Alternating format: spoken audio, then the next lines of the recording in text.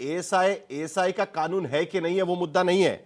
मुद्दा यहां पर यह भी उठाया जा रहा है कि क्या एएसआई वहां पर जो सालों से अगर नमाज पढ़ा जा रहा है तो उसको रोकने के लिए एएसआई आगे बढ़ेगा कि नहीं बढ़ेगा। सवाल यहां पर यह उठाने की कोशिश की जा रही है शहजाद, इसका भी जवाब कहीं ना कहीं सरकार को देना होगा। लेकिन दूसरी तरफ अनुराग भदौरिया, क्या अब भी जिस तरीके से all India Muslim personal law board कहता है कि भाई हमें यह फैसला मंजूर नहीं है और अब तो वो सड़क पर उतरने की बात कर रहे हैं, रामलीला मैदान पर बड़ा आंदोलन की बात की जा रही है, एआईएमआईएम उसको सपोर्ट कर रहा है, समाजवादी पार्टी जो जिस फैसले का स्वागत कर चुकी थी क्या आज भी उसका स्वागत करती है या 2 दिन के बाद आपकी भूमिका कुछ बदल गई है इसको लेकर? देखिए, सबसे बड़ी बात है कि गंभीर विषय पे हम लोग चर्चा कर रहे हैं और हमारे साथी बीजेपी के प्रवक्ता को सैयारा मूवी से बहुत मोहब्बत हो गई है, इसीलिए वो सैयारा मूवी की सैयारा शब्द बार बार उपयोग कर रहे हैं और पार्ट 1, पार्ट 2, पार्ट 3 ला रहे हैं। भाई पार्ट 1 जब आपने ये बिल बनाया था, लोकतंत्र में विपक्ष एक मजबूत होता है तो उसकी भी राय ली जाती है। पार्ट 1 जो आपका था उसी में आप विपक्ष की राय ले लेते तो पार्ट 2, पार्ट 3 की जरूरत ही नहीं पड़ती। आप राय लेके मजबूत बिल बनाते तो आप विपक्ष को मानते कहां हो? विपक्ष को बिना माने आप ये बिल बनाने की कोशिश करते हो, फिर जेपीसी बनाते हो, उसमें भी विपक्ष अपनी बात कहता है, उसको भी नहीं मानते हो। फिर सर्वोच्च न्यायालय बात जाती है, सर्वोच्च न्यायालय ने भी अभी अंतरिम आदेश दिया है, अंतिम आदेश नहीं दिया है और सर्वोच्च न्यायालय तक ये बात अगर पहुंच रही है, सर्वोच्च न्यायालय 12 प्रावधानों में से 5 प्रावधान अगर आपके नहीं मान रहा है तो आपको कहना चाहिए कि नहीं हम एक नया बिल बना लें, फिर नया बिल ले आइए। भाई सम्मान कीजिए ना, तो आप सम्मान करने को कहां तैयार हो? सुप्रीम कोर्ट ने आपको तमाचा मारा, उसको मानने को वो तो मान रहे हैं ना अनुराग भदौरिया, वो सारे सरकार तो कह रही है कि ठीक है सुप्रीम कोर्ट का फैसला हम मानते हैं, सुप्रीम कोर्ट ने जिन चीजों पर रोक लगाई है उस पर हमें कोई दिक्कत नहीं है, हम मानते हैं उस बात को। लेकिन आज की स्थिति में एआईएमआईएम और all India Muslim personal law board कह रहा है कि यह कानून होना ही नहीं चाहिए। क्या आपकी पार्टी इसे सपोर्ट करती है? क्या आपको लगता है कि यह रजिस्ट्रेशन कंपल्शन करना जो वक्फ बाय यूजर रिट्रोस्पेक्टिवली लागू नहीं होगा, लेकिन जो रजिस्टर्ड प्रॉपर्टीज है उसी को वक्फ बाय यूजर माना जाएगा, वरना उन्हें प्रूव करना पड़ेगा, इन सारी चीजों को आप भी मानते हैं क्या? सवाल यहां पर है अनुराग जी। अब मुझे बोलने दीजिए सर, आपने मुझसे ज्यादा आपने बोल दिया, अब मैं भी तो कुछ बोल लूं अगर डिबेट में आया हूं तो। सवाल यह है कि जब सवाल का जवाब दीजिए ना सर। भारतीय जनता पार्टी को कि कानून के सवाल पूछ रहा हूं, उसका जवाब दीजिए। दे रहा हूं ना, कानून के खिलाफ लोग सर्वोच्च न्यायालय गए। अरे भाई चुप हो जाइए सर, मुझे बोलने दीजिए, इतनी हिम्मत दूसरी तरफ भी जुटा लेते। मैं अपनी बात कह लूं फिर सवाल पूछ लीजिएगा।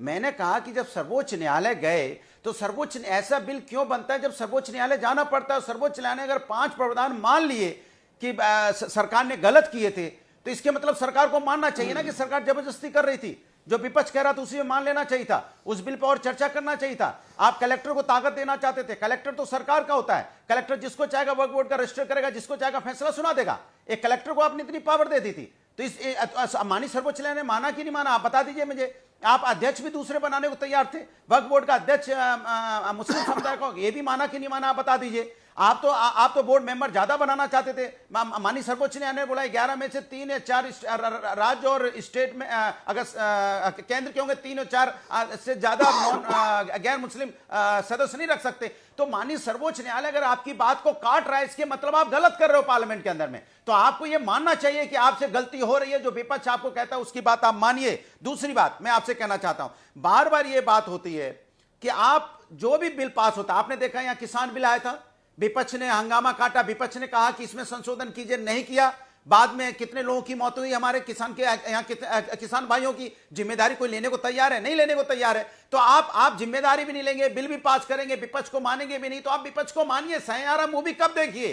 पार्ट 1 पार्ट 2 में कम जाइए, मूवी छोड़ के ध्यान दीजिए कि आप देश की जनता के साथ न्याय कर रहे हैं कि अन्याय कर रहे हैं। मूवी आती जाती रहेंगी। आप जो मेरे सवाल का भी जवाब दे दीजिएगा ना अनुराग जी। तो गया हुआ आदमी वापस नहीं आता है। अनुराग जी, इसलिए आपसे कह रहा हूं, आपने भूमिका रखी है, लेकिन मेरे सवाल का भी जवाब दीजिए। मैंने आपको स्पेसिफिक सवाल पूछा है। असदुद्दीन ओवैसी यहां पर यह कहने की कोशिश कर रहे हैं कि जिस बात को आप जीत समझ रहे हैं वो दरअसल जीत नहीं है।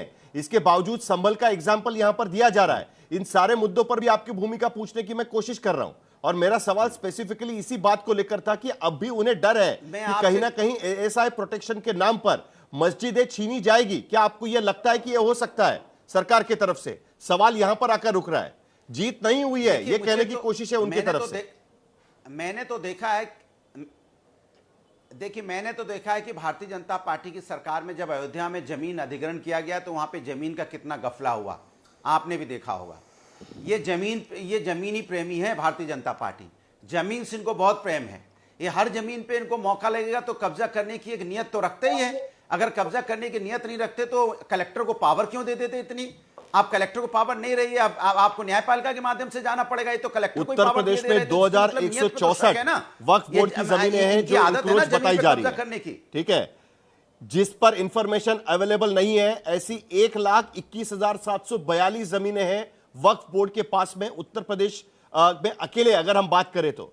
और ये डेटा जो है ये वामसी का पोर्टल पर डाटा है हमारे पास, तो उसके जरिए भी देखें तो अभी तक उत्तर प्रदेश में इतनी सारी जमीनें, और जिसकी वजह से ये सवाल उठाए जा रहे हैं। शहजाद पूनावाला जल्दी से जवाब दीजिए। जो अनुराग भदौरिया सवाल उठाने की कोशिश कर रहे हैं कि अगर विपक्ष की बात मानी होती तो शायद सुप्रीम कोर्ट से कई मुद्दों पर स्टे नहीं लगता, और अब भी कई लोगों को इस बात को लेकर आशंका है कि जो बाकी चीजें हैं उसको अभी गलत तरीके से इस्तेमाल किया जाएगा।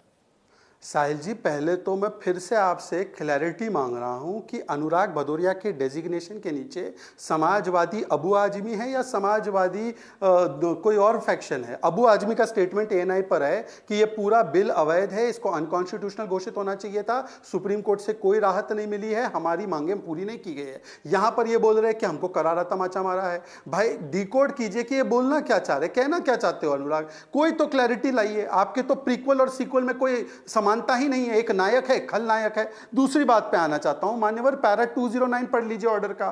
सीधा सीधा कहा गया है कि केवल 3 प्रावधान 48 प्रावधानों से, वो भी टेम्पोरली उसमें रिलीफ दिया गया है। इसका मतलब ये नहीं कि पूरा बिल अनकॉन्स्टिट्यूशनल है और हम इसको नहीं घोषित करेंगे। ये क्या चाह रहे थे, ट्राइबल की भी जमीन चली जाए वक्फ के नाम पर। ये क्या चाह रहे थे कि वहां पर कोई भी रिप्रेजेंटेशन महिलाओं का ना हो। ये क्या चाह रहे थे कि वहां पर जो भी मुस्लिम के अलावा कोई और समुदाय का रिप्रेजेंटेशन ना हो। ये चाह रहे थे कि पूरे एक्ट पर स्टे लग जाए। ये चाह रहे थे कि अनलिमिटेड लैंड ग्रैबिंग पावर वक्फ को दे दिया जाए। ये चाह रहे थे कि ट्राइब्यूनल का फैसला फाइनल हो। ये कोई बात मानी नहीं गई है। अगर ऐसा होता तो फिर हमारे जो दूसरे भाई साहब एमआईएम वाले वो खुश होते। और तीसरी बात मैं पूछना चाहता हूं कि देखिए, ये कह रहे थे चर्चा नहीं की गई, इनकी राय नहीं ली गई। अरे मान्यवर, 16 घंटे की बहस पार्लियामेंट में, 108 घंटे की बहस जेपीसी में, उसके बाद यह मामला सुप्रीम कोर्ट में गया। आपने सड़कों के ऊपर किस प्रकार का नंगा नाच किया हिंसा का, मुर्शिदाबाद से लेकर जहां पर आपने बोला शरिया संविधान के ऊपर लागू होगा। वैसे आप सामाजिक न्याय और संविधान की बात करते हैं, तो आप तो संविधान को नहीं शरिया क्यों मानने वाले लोग हैं? आप तो शरिया से चल रहे भाई। और मैं तो कह रहा हूं कि संवैधानिक प्रक्रिया में भरोसा है, तो भाई सुप्रीम कोर्ट ने अभी इंतरिम फैसला दे दिया है, तो आप किस प्रकार के विरोध में लगे हुए? ये चाहते हैं कि कैसे सीए के नाम पर दंगे करवाएं, जल्दी से जवाब दीजिए, उसके बाद अनुराग भदौरिया जी। साहिल साहब, ये क्लियर है, बीजेपी तोड़ मरोड़ के तो बात कर, जेपीसी है, प्रॉपर्टी मेरी है। जेपीसी का अपोजिशन का एक भी प्रोविजन आपने नहीं माना। पार्लियामेंट में डिस्कशन में आपने अपोजिशन की बात नहीं मानी, जेपीसी में नहीं मानी। चंद्रबाबू नायडू जी का ड्रामा जो रहता है, ईद के दिन नमाज पढ़ने चले जाते हैं, बकरीद में चले जाते हैं, वहां 4% रिजर्वेशन की बात करते हैं।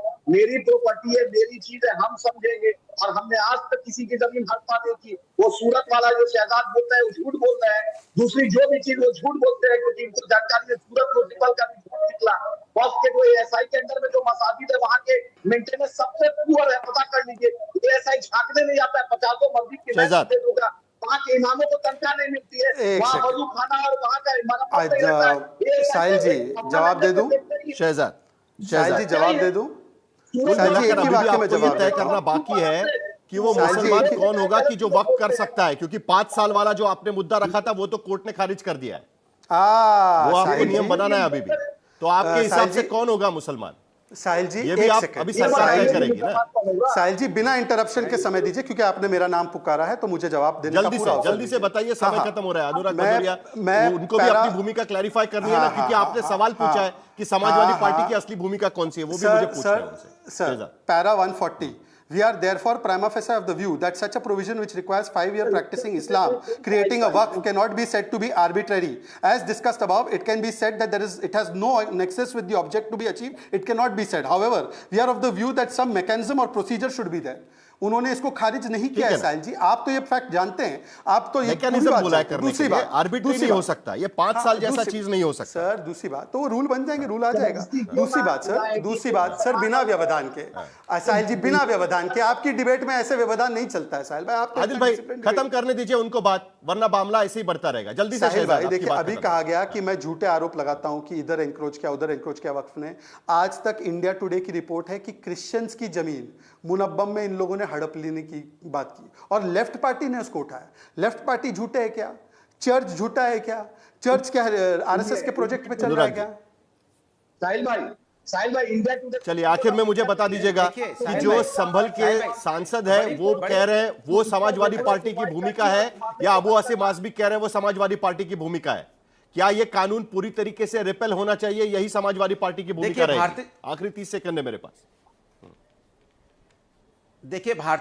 देखिए भारतीय जनता पार्टी की एक आदत सी बन चुकी है कि समाज के अंदर में कभी सीए के नाम पे, कभी एनआरसी के नाम पे, कभी वक्फ बोर्ड के नाम पे, इसी पे चर्चा चलने दो, कानून बनाओ, लोग कोर्ट में जाएंगे, टीवी पे बहस होती रहेगी, जनता को इसी में अटकाए रहो। असली मुद्दे जो है समाज से गायब हो जाएं, क्योंकि असली मुद्दों पे आना नहीं चाहते। समस्या इस बात की है कि असली रजिस्ट्रेशन मुद्दों तो को होना भटकाने पड़ेगा के ना, लिए लेकिन समाज के अंदर में ऐसी राजनीति को जन्म देते हैं जिससे हिंदू मुस्लिम की बात मैंने चलती सवाल रहे, क्या धर्म के पूछा नाम पे आपसे, सर? राजनीति चलती रहे, और ये पतली गली से आस्ते से निकलने जो विकास के मुद्दे हैं वो गौड़ हो यही जाए। बात बाढ़ है, इतना बड़ा मुद्दा है, यही बात है, बड़ी इंटरेस्टिंग बात है कि अभी भी सुप्रीम कोर्ट के इंतरिम आदेश पर किसका क्या कहना है वो साफ नहीं हो पाया है। विपक्ष को लगता है, कई विपक्षी पार्टियों को लगता है कि उनकी जीत है, लेकिन दूसरी तरफ all India Muslim personal law board कहता है कि ये कानून अभी भी रिपेल होना चाहिए, रद्द होना चाहिए। क्या ये मामला कहां तक जाता है?